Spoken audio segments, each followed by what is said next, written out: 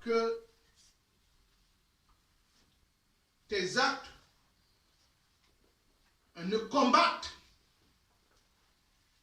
la volonté de Dieu dans l'épreuve que tu es en train de traverser. Fais attention à tes prières. Fais attention aux actes que tu poses. Fais attention aux décisions que tu prends.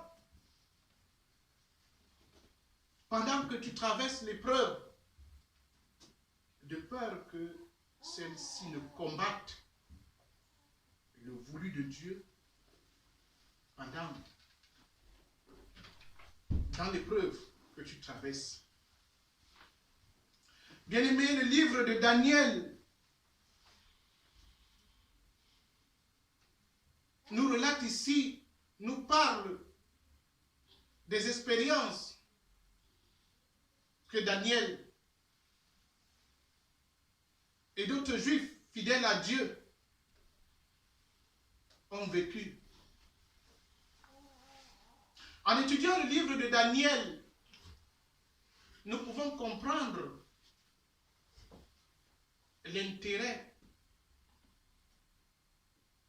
de rester fidèle à Dieu et d'être qualifié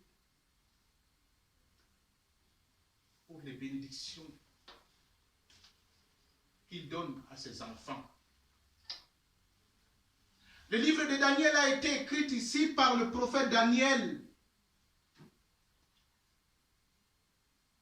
Étant ici à Babylone, c'était en 605 avant Jésus-Christ. Daniel, faisant partie ici de la première déportation à Babylone, il va rédiger ce livre alors qu'il avait environ 90 ans. Il va écrire ce livre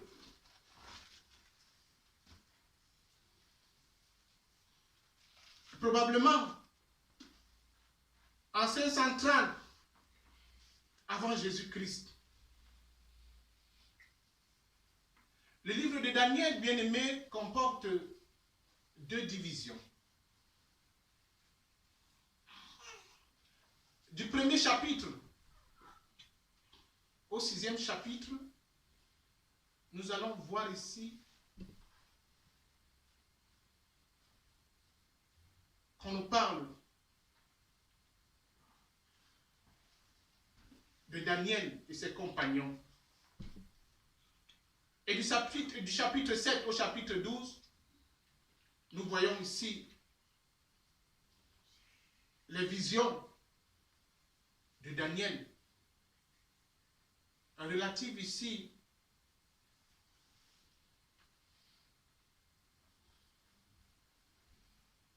au dernier jour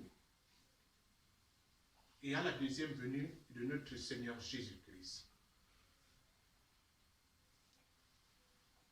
Voici notre Dieu que nous servons peut nous délivrer de la fournaise ardente et nous délivrera de ta main au roi. Sinon, bien aimé, sinon ici, c'est une conjonction. C'est un mot. Le sinon là, c'est une conjonction. Une conjonction, c'est quoi? C'est un groupe. En fait, c'est un mot qui relie deux groupes de mots. Nous allons voir que le sinon là, ça relie le premier verset, enfin le verset 17e et le verset 18e. Sinon, sache au roi que nous ne servirons pas un autre Dieu. S'il faut expliquer ça terre à terre, nous allons voir que quand les amis de David parlent, ils parlent avec, les amis de Daniel parlent ici, ils parlent avec beaucoup de sagesse. Ils veulent par là dire que dans cette épreuve que nous sommes en train de vivre. Un autre Dieu est capable de nous délivrer au roi. Mais notre Dieu aussi est capable de ne pas nous délivrer, de nous laisser subir l'épreuve. Mais nous, même s'il faille mourir, nous allons mourir en gardant la foi. Nous allons mourir comme les héros de la foi. Mais nous n'adorerons pas tes statues. Donc, même si il arrivait que notre Dieu ne nous délivre pas, nous aurons fait notre devoir, celui d'être fidèles jusqu'à la fin. Attention aux décisions que tu prends pendant que tu traverses l'épreuve. De peur que ces décisions ne combattent le voulu de Dieu pendant l'épreuve. Même attention aux prières que tu fais, de peur que tes prières ne luttent contre le plan de Dieu dans l'épreuve que tu es en train de traverser. Les amis de Daniel parlent avec sagesse en disant que notre Dieu va nous délivrer de cette épreuve que nous traversons. Sinon, dans le cas où Dieu ne nous délivrerait pas, on fera notre travail. Notre devoir, c'est de garder la foi jusqu'à la mort. Autrement dit, il faut que dans cette épreuve que nous traversons, les desseins de Dieu s'accomplissent.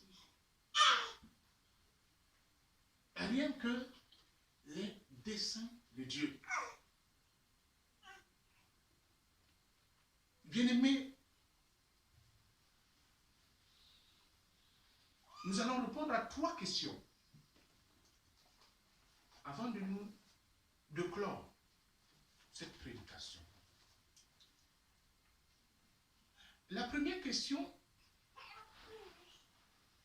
c'est quoi l'épreuve? La deuxième question,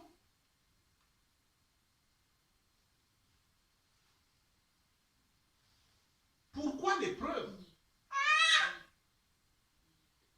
Et la troisième question, c'est quelle attitude adopter devant une épreuve?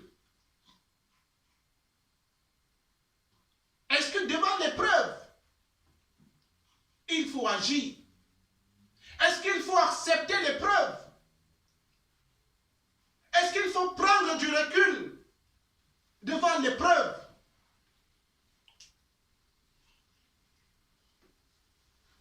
Est-ce que s'agissant de la première épreuve, de la première question, l'épreuve, bien-aimée, c'est tout ce qui nous tombe dessus. S'il faut l'expliquer terre à terre, tout ce qui nous tombe dessus est l'épreuve. Mais pourquoi l'épreuve?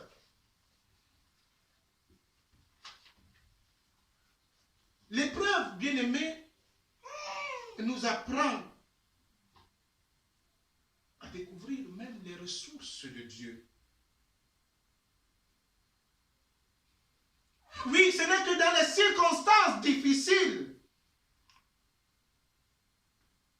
que nous apprenions à connaître que Dieu suffit en tout. Je dis en tout. Pourquoi l'épreuve Parce que l'épreuve fortifie notre foi. Oui, les épreuves sont le sol fertile où germe la confiance. Pourquoi l'épreuve? L'épreuve, bien aimé, nous apprend à prier. Oui, les épreuves nous contraignent à passer beaucoup de temps avec Dieu. Les épreuves nous amènent à passer plus de temps seul avec Dieu. Oui, il est humble, bien-aimé, de constater que Dieu doit employer la souffrance et les épreuves pour nous attirer vers lui. Pourquoi les épreuves? Les épreuves aussi parce que les épreuves nous apprennent à aimer. Les épreuves nous apprennent à aimer. Oui, Dieu désire répondre à nos prières, mais il veut aussi affirmer et adoucir nos caractères. Il veut nous apprendre dans l'épreuve l'amour. C'est pourquoi il permet parfois que nous soyons maltraités. C'est pourquoi il permet parfois que nous subissions des torts et même des accusations injustes afin de nous montrer ici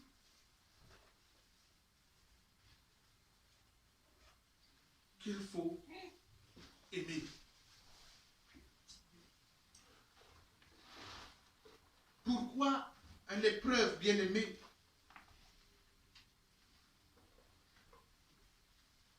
Parce que l'épreuve nous enseigne la patience. L'épreuve nous enseigne la patience et le courage. Oui, à l'école de Dieu, on apprend patiemment à supporter l'adversité.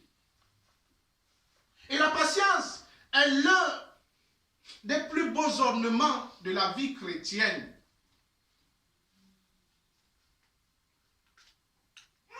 Pourquoi l'épreuve?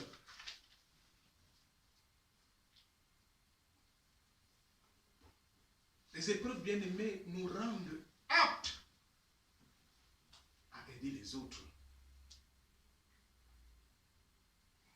Oui, quand on triomphe des épreuves, quand on triomphe des difficultés avec l'aide du Seigneur Jésus-Christ,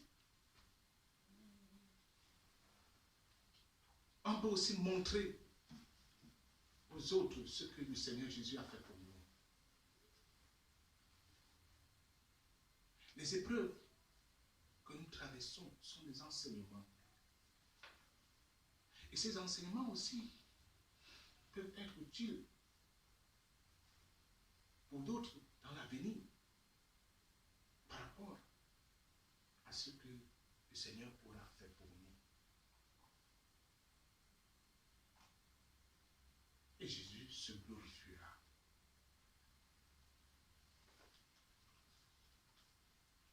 La troisième question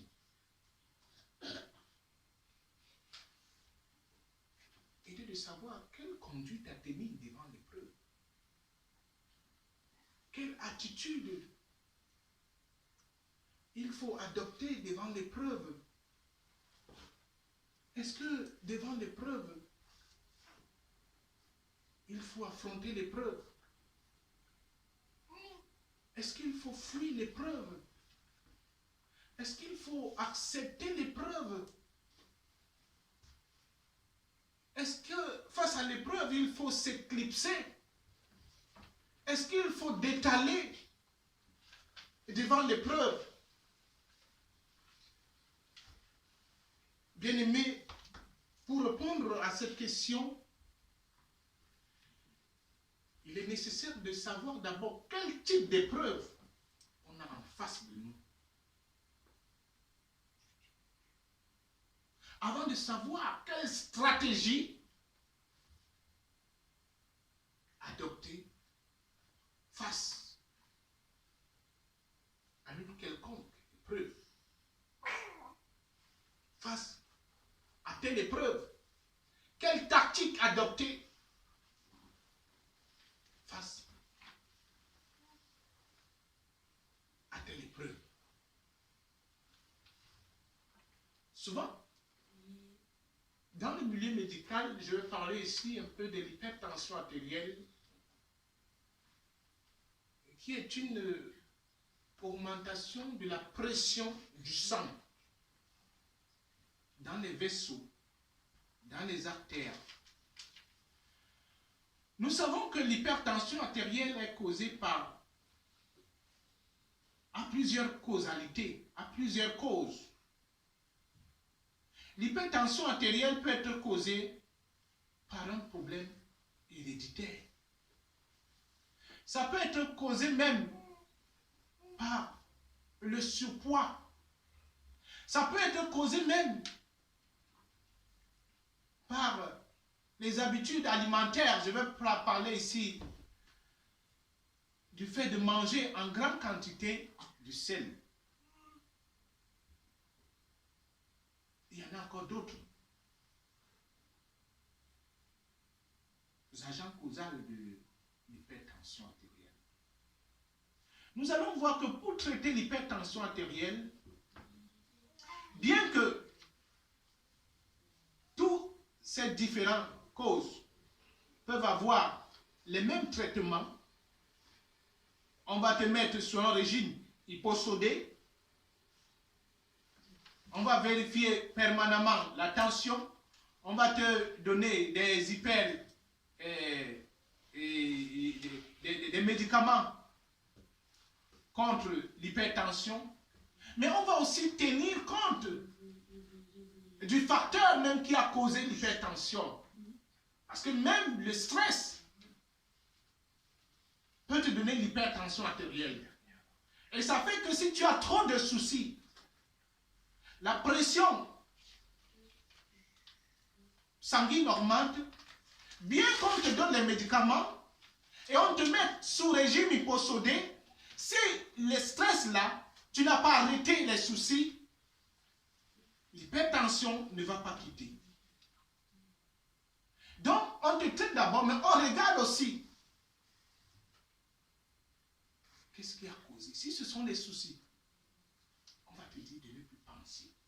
Je me rappelle comme ça, on avait un cas, un malade, qui prenait toujours, on donnait toujours les médicaments sur le lit de l'hôpital, mais à chaque fois, la tension ne baissait jamais. On l'a mis sous régime, ça ne baissait jamais. Mais c'est quand il a fallu qu'on lui dise d'arrêter de penser, de mettre trop de soucis, de se mettre trop de soucis, que la tension s'est normalisée.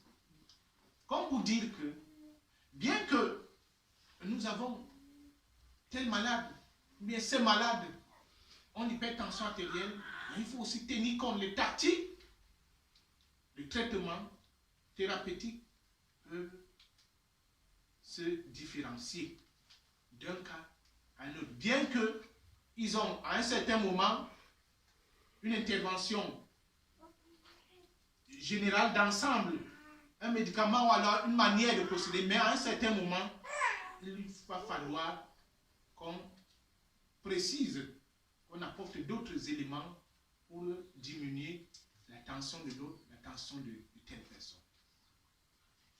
C'est le cas quand on est face à l'épreuve. Il faut d'abord savoir quel type d'épreuve on a en face de nous avant de prendre, d'adopter un comportement, avant d'adopter une tactique.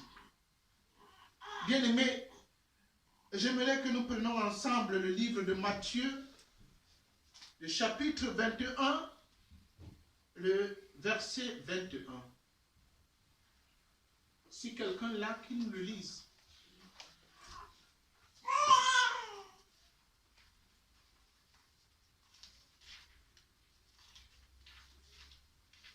Matthieu chapitre 21, verset 21. Amen. Amen. Et la parole du Seigneur, Jésus leur dit alors, je vous le dis en vérité, si vous avez de la foi et que vous ne doutez pas, non seulement vous ferez ce qui a été fait à ce figuier, mais même si vous dites à cette montagne, retire-toi de là et jette-toi dans la mer, cela arrivera. Voici une épreuve que Jésus nous présente. Jésus ne nous demande pas d'affronter cette épreuve. Jésus ne te dit pas d'aller combattre.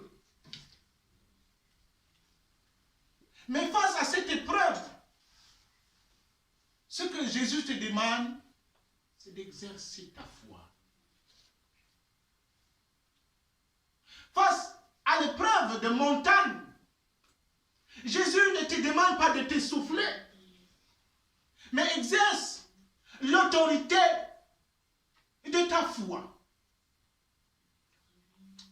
C'est une épreuve à laquelle Jésus est en train de nous exempter, à laquelle Jésus est en train de nous demander de ne pas trop se peiner. Mais ce qu'il te demande, de mettre ta foi en valeur.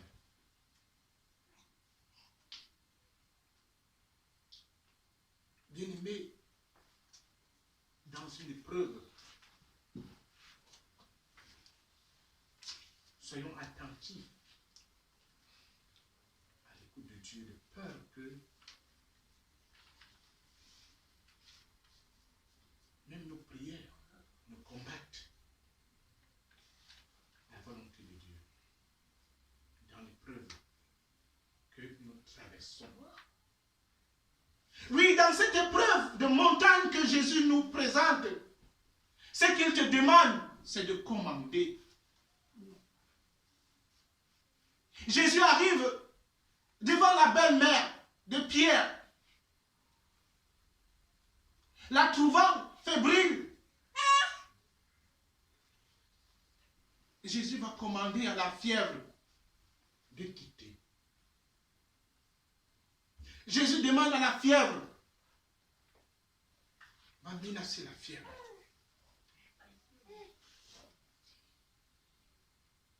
Jésus, dans la barque, avec les disciples, étant profondément endormi, ne va que commander le vent de s'arrêter. Bien-aimé, voici une preuve à laquelle Dieu nous exempte. Voici une preuve à laquelle Dieu nous préserve. Mais ce qu'il te demande, c'est d'exercer ta foi.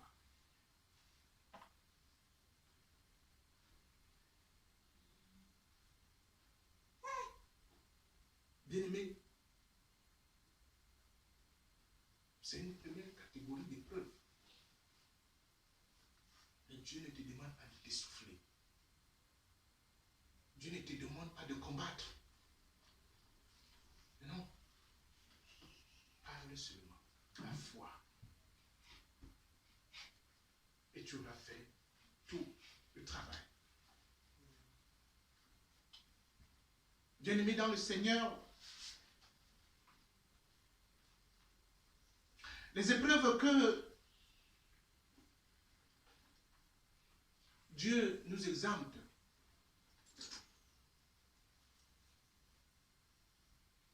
il ne nous demande pas de combattre.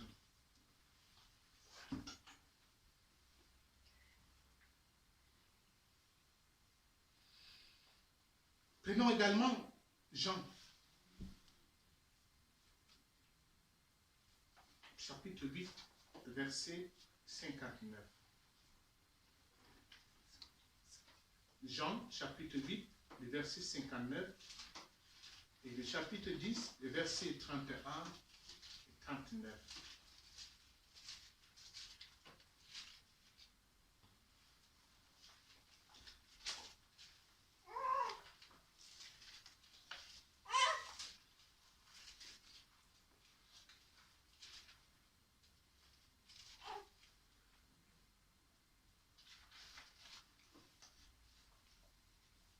Jean, chapitre 8, verset 59, et le chapitre 10, verset 31 et 39. Si quelqu'un nous a ces références, qu'il nous les lise. Pour le premier, il est écrit, à ces mots, ils se mirent à ramasser des pierres pour les jeter sur lui. Mais Jésus disparut dans la foule et sortit de l'enceinte du temple. Amen. Quelqu'un a une autre version? Là-dessus.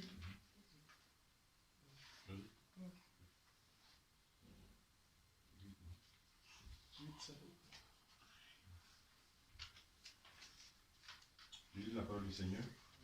Là-dessus, il prit des pierres pour les jeter contre lui, mais Jésus se cacha et il sortit du temple. Amen. Amen.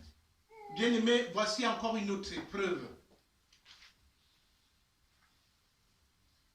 à laquelle Jésus ne te demande pas d'affronter. Mais dans cette épreuve, Jésus préfère prendre du recul. Dans cette épreuve, Jésus va se cacher. Dans cette épreuve, Jésus va détaler, il va fuir. Pourtant, il est Dieu. Et il pouvait affronter cette épreuve et vaincre toutes ces personnes.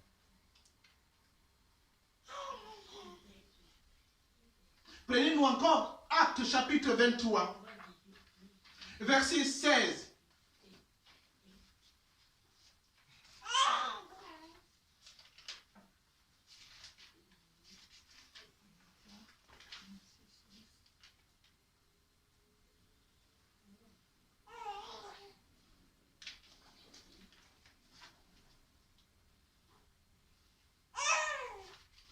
Actes chapitre 23, verset 16. Amen. Amen. Mais le fils de la sœur de Paul entendit parler du guet-apens et il alla dans la forteresse en entendant les Paul. Amen. Voici une autre épreuve à laquelle un piège qu'on attendait à l'apôtre Paul. Mais son neveu va lui dire, va lui signaler.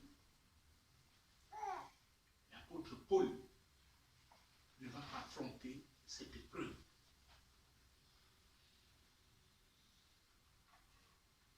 Bien-aimés, les épreuves font partie de notre vie chrétienne. Mais ce n'est pas toutes les épreuves qu'il faut affronter. Même Jésus, face à ces épreuves, a fui.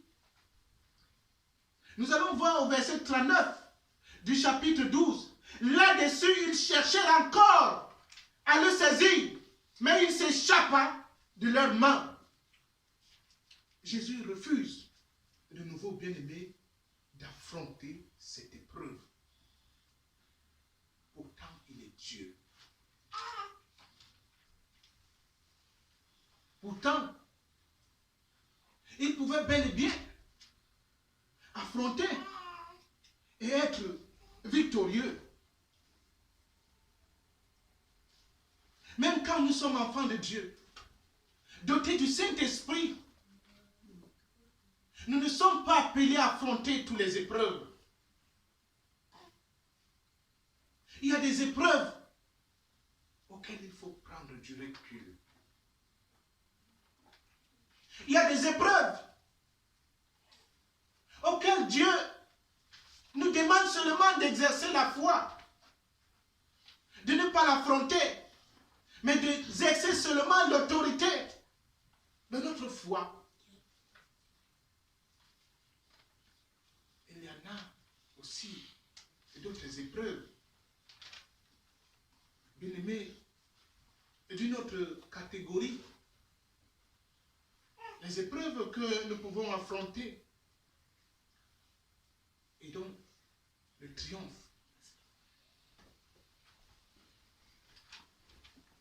Il y en a également d'autres épreuves, j'aurais dit, que nous pouvons affronter et que le triomphe, Dieu nous prépare le triomphe. Prenons Luc chapitre 22, versets 31 à 32.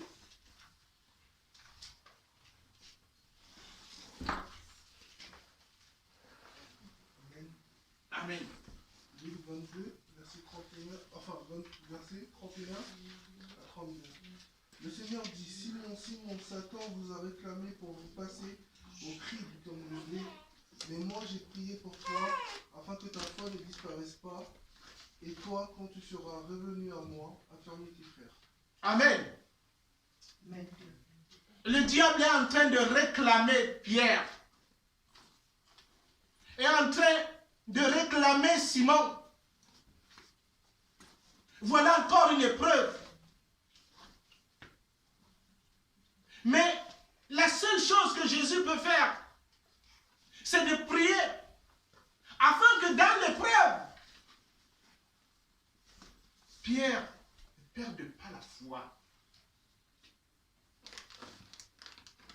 Afin que dans cette épreuve, Pierre sort grandi. Afin que dans cette épreuve, Pierre sort étant affermi. Où il dit, lorsque tu seras affermi, pense aussi à tes frères.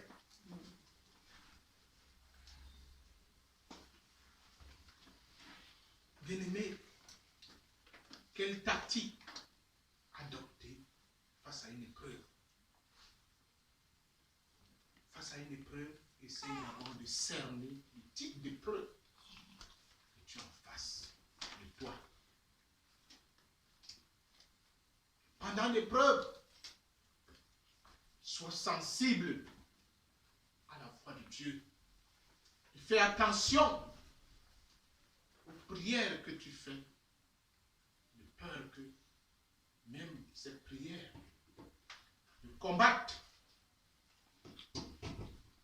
la volonté de Dieu dans l'épreuve que tu es en train de traverser. Oui, Satan est en train de réclamer Pierre, mais la seule chose que Jésus demande, c'est qu'il faut, c'est de prier afin que la foi de Pierre ne défaille pas. Bien-aimé, dans ce type d'épreuve, on peut également trouver les épreuves de traversée du désert. Ce sont les épreuves de feu. Ce sont les épreuves de grands hommes. Ce sont les épreuves liées à la traversée de la vallée de l'ombre de la mort. Oui, dans ces épreuves, Dieu nous réserve la victoire.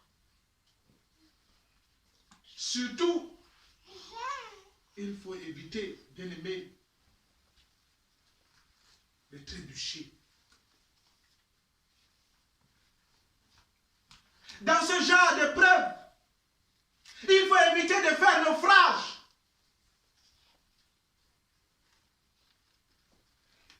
Parce que la promesse de Dieu t'accompagne.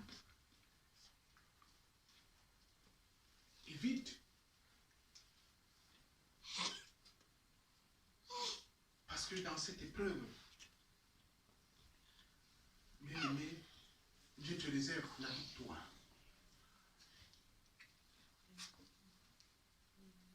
attention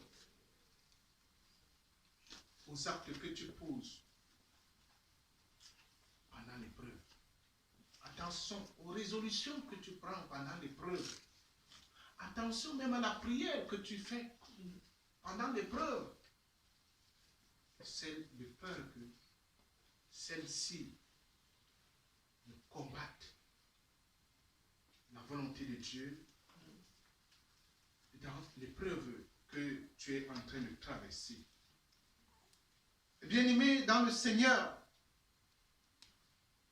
il y a aussi d'autres épreuves que nous affrontons. Ce sont des épreuves liées au zéro de la foi. Et ce type d'épreuve que je vais vous présenter ici peut s'ajouter dans les propos des amis de Daniel. Ils disent, sinon au roi, notre Dieu peut nous délivrer, mais il peut nous laisser encore subir, il peut nous laisser être vaincus par cette épreuve, mais on sera mort dans la foi. Ce sont des épreuves inévitables. Ce sont des épreuves qu'il faut affronter. Et Pierre n'a pas compris. Lorsque Jésus, annonçant sa mort prochaine, il dit à ses disciples, je serai crucifié. Je vais subir ceci. Je serai persécuté. Je serai ceci, ceci, ceci. Pierre lui dira que non, Seigneur, cela ne t'arrivera pas. Et Jésus dira, arrière de moi, Satan. Parce que Pierre n'a pas compris le type d'épreuve que Jésus allait affronter. Bien-aimés, ce sont des épreuves qu'on ne peut pas échapper. Ce sont des épreuves auxquelles il faut des sacrifices. C'est une épreuve sacrificielle.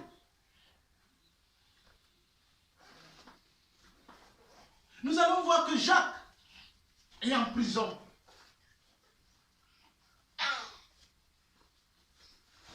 Dieu va laisser qu'on puisse le tuer. Et pourtant, Pierre aussi était en prison, mais l'ange va venir délivrer Pierre. Dieu va délivrer Pierre. Pourtant, il n'a pas délivré Jacques. Jacques est mort, a été transpercé. Ce sont des épreuves, bien-aimées, auxquelles je dirais que nous sommes vaincus. Entre guillemets, par l'épreuve. Mais on meurt en héros de la foi.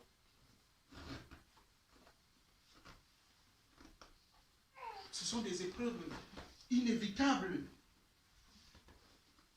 Nous allons prendre le cas d'Étienne. Étienne qui meurt en martyr. C'est une épreuve.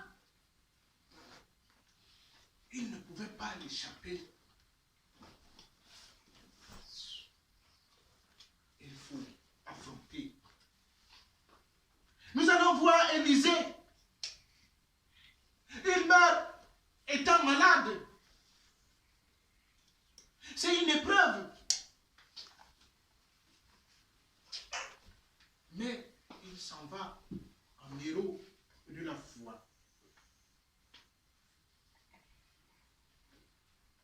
Bien-aimés, face à cette épreuve, à ce genre d'épreuve, La foi doit accepter le sacrifice.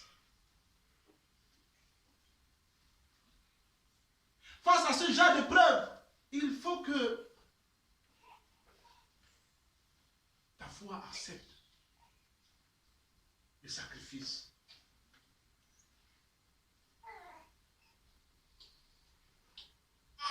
Je ne vais pas durer.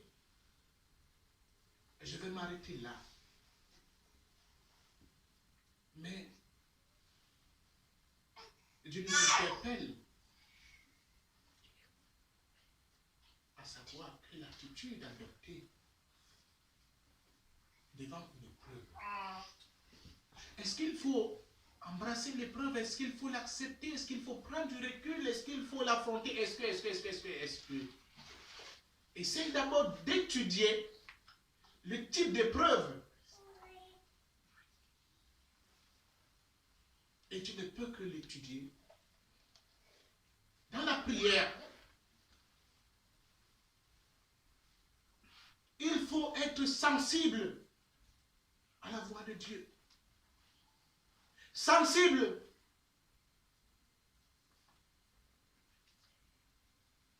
Et Dieu va te parler.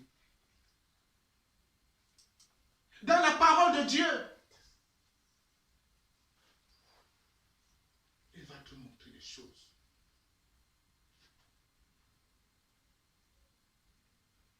Attention aux décisions que tu prends. Attention aux résolutions que tu prends. Attention à ta prière.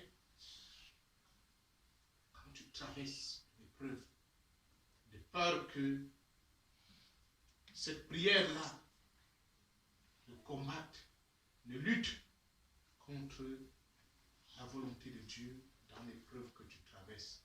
Que ceux qui ont des oreilles entendent ce que l'Esprit nous dit. Amen. Amen.